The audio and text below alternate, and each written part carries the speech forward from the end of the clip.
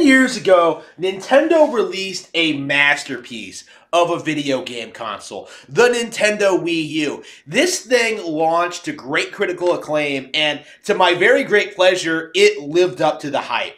Games like Nintendoland, New Super Mario Bros. U, Zombie U, and The Wonderful 101 within the first year established the Wii U as having one of the best video game libraries of all time. And this year, I would like to celebrate Wii U's legacy. 2023 will be the year of Wii U. And to kick off this year, we will be looking at Nintendoland, the definitive launch title for the console. Nintendoland is a very interesting launch title because I think a lot of fans going into this kind of had very low expectations. I think a lot of people were misled by the gaming journalism industry into thinking this was a cheap cash-in, that this was a pale imitation of Wii Sports, that it wasn't going to go anywhere, that it wouldn't be fondly remembered, that the games would not be complex enough to be worth returning to.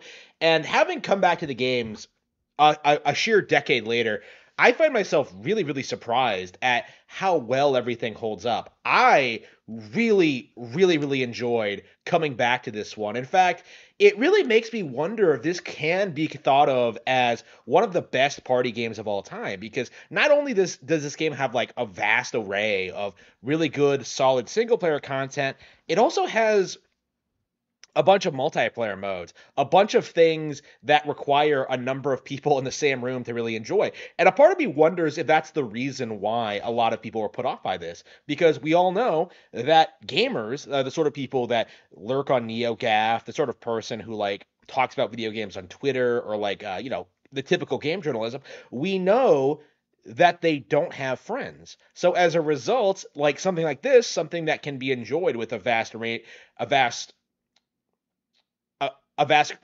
big group of people, it's not appealing to them. But for a good solid year after this game came out, until Super Mario 3D World, actually, this was my go-to party game for the console. Playing Nintendo Land was an incredible experience, considering there were a lot of people around me that wanted to play, and we ended up like really pushing this game not quite to its limits. We never quite got like 5 people in the same room. Like the most we ever got was 4, but like even with 4 players, you really get like a sense that Nintendo put out something really cool and innovative. Nintendo Land is of course an IP that creatively utilizes a number of other Nintendo franchises to create something wholly original and new.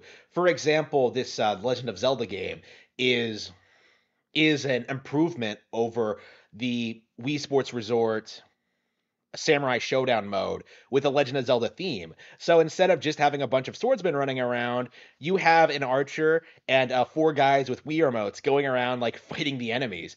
And when you get a bunch of people together and really start going through the game, you really start to appreciate just how well thought out the game was from like its uh from a design standpoint. You really get like waves of enemies coming after you. You have to like defend yourself and defend your friends and like rely on the guy with the gamepad to shoot the enemies. It's a lot of fun. It is insanely intense. And unfortunately, I wasn't able to get someone around to record footage with me. So all you're seeing now is the gamepad gameplay with the archer, and it's even single player mode. This is a lot of fun.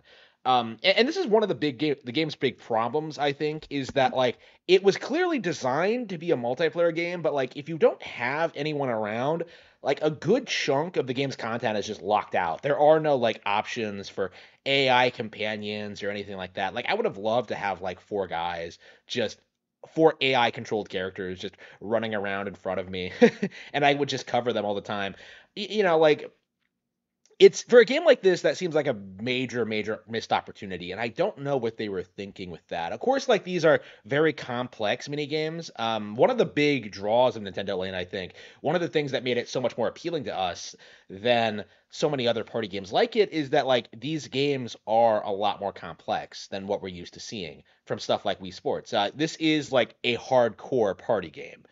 Like it actually has unlockables, it actually has achievements, it has levels, it has difficulty curves, it has like second quests, it has like it's challenging, like there's some real skill involved in beating all of these missions, like in and getting everything in the game. Much like Wii Sports Resort, the game is like deceptively very simple, but as you go through it and start like uncovering all of like the game's hidden secrets and encounters, you really start to appreciate just how good the game actually is.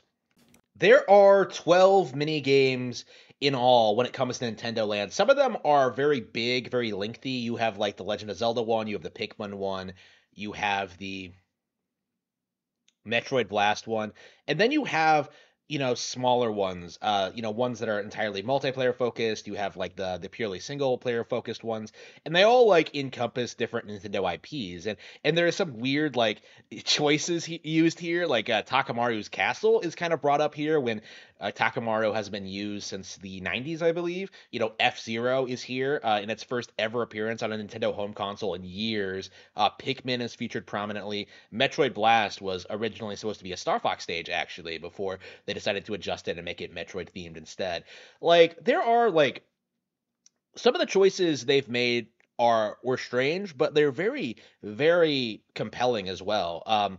Like the Zelda and Pikmin ones in particular, and the Metroid one, like they really do feel like a more lighthearted, simplistic approach to the franchise while still like retaining its roots, right? Like very short arcadey stages are are like the norm here, but at the same time, like the gameplay is fresh, exciting, fun, and invigorating. Like I found myself really, really surprised with how much fun I had going through all this stuff with friends and stuff like that.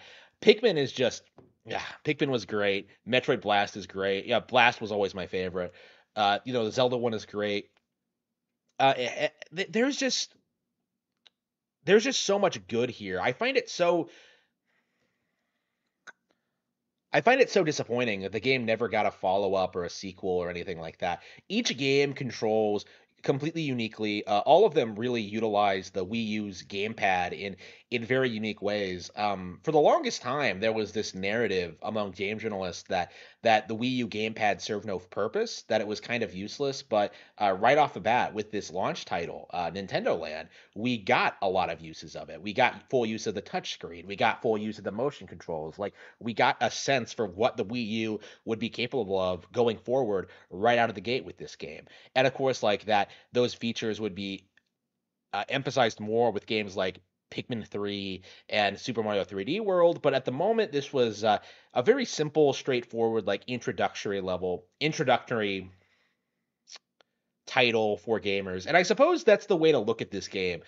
This is, I think, a game that was designed for people who don't know much about the wider world of Nintendo franchises. Like, we have like a number of franchises that everyone knows. You have the Mario game, the Zelda game, the Donkey Kong game, but you also have like stuff like the Takumaru game, the Balloon Fight game, uh, the Pikmin game, games that are more like deeply rooted in Nintendo history and are more beloved by core fans, but not aren't necessarily household names. So as a result of this game I think was meant to have the same kind of pull that Smash Bros had, in that like it was meant to introduce younger players to a lot of these franchises. And I don't know how successful that was, but it's interesting to note that Nintendo Land seems to have been released because Nintendo was in the early stages of planning their theme parks with Universal. So the reason this game came about probably is because Nintendo was looking into like entering the theme park business, and so they put this game out there.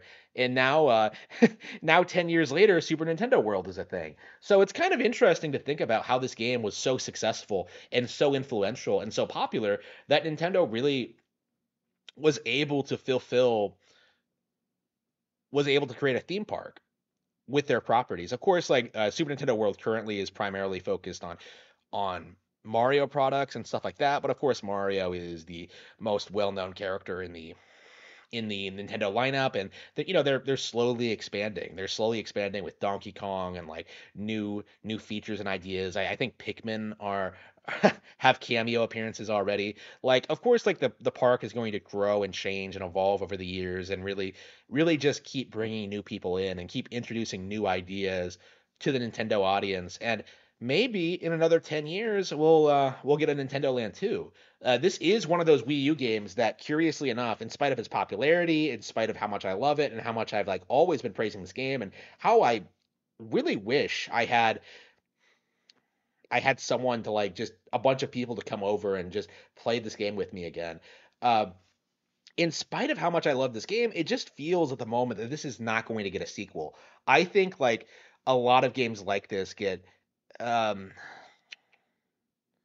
have kind of been overshadowed by games like Smash Bros, by Wii Sports, by like a lot of like more casualized, kind of more popular, established Nintendo IPs. This one, because it's so rooted in Nintendo's history, it feels like if they were going to make a new game like it, they would probably evolve the formula and do something radically different. So if we got like a Super Nintendo World or whatever, I can't imagine it being all that similar to this one. And that is kind of a shame. Like, we'll have to see just if they decide to make a sequel, if Super Nintendo World becomes, if the real life theme park becomes more popular. I'm curious to see just if Nintendo Land as a video game IP starts taking center stage. I would really enjoy that. I really like the aesthetic of the game. I like the design. I like how creative they went with some of these mini games. You can kind of see that they're not all hardcore like action games. Like this Yoshi game here is more like a puzzle game where you just kind of like have to compare the gamepad to like the TV screen and like draw a line. It's simple, but at the same time, it makes full usage of the Wii U gamepad. It's it is fun for what it is. I always did enjoy it, and I I wonder just how much I've been coming back to this game for years. I love and appreciate it. I would love to see a sequel. I think this game is fantastic and should be talked about more. All right, so that's the actual game out of the way. How was this game viewed among the pretendos, the audience that desperately tried to destroy Nintendo in the Wii U era? This game was very, very, very reviled among the vast majority of the gaming industry. It was weird to see this kind of be treated the way it was. To see people like pretend this game was like disappointing. I remember how weird it was going to the store to pick up my Wii U, like with this very clear idea of what Nintendo Land was, as this being this cheap, gimmicky knockoff of other Nintendo properties, and then actually playing it and realizing it was great. Like, it was bizarre. It was one of the things that really turned me against the gaming media as a whole, because I saw more and more that these people were downright lying about the quality of hardware, of the software, of like press conference ideas. They were just desperately doing everything they possibly could to make Nintendo look bad, and I suppose it started right off the gate with the Wii U, or I imagine before it even came out, because I saw so much negative coverage of the Wii U before it was even released. And when it actually did come out, it was fantastic. So I I found it to be laughable. I found it to be pathetic. It was just like, what were they trying to accomplish, really? Who were they trying to fool? Anyone who actually plays this game knows it's really solid. Anybody who actually played New Super Mario Bros. U knows it's perfectly solid. There was nothing wrong with these games, but there was this very concentrated narrative going into this that there was something wrong with Nintendo Land. I suppose this kind of thing happens with every single Nintendo release. I still see people online complaining about The Legend of Zelda Breath of the Wild and saying that was overrated and that wasn't as good as other open world games. Sure, these people never tell you what open world games are better than Breath of the Wild, but oh, there's a lot of them. So is Nintendo a forgotten classic on Nintendo Wii U? I would say it is. I don't see a lot of people really talking about how this is one of the standout party games on the console. I don't really see a lot of people like acknowledging it as a great game. It's one of those things that I think went under the radar for a lot of people. So if you get the chance, I would highly, highly recommend you check this one out.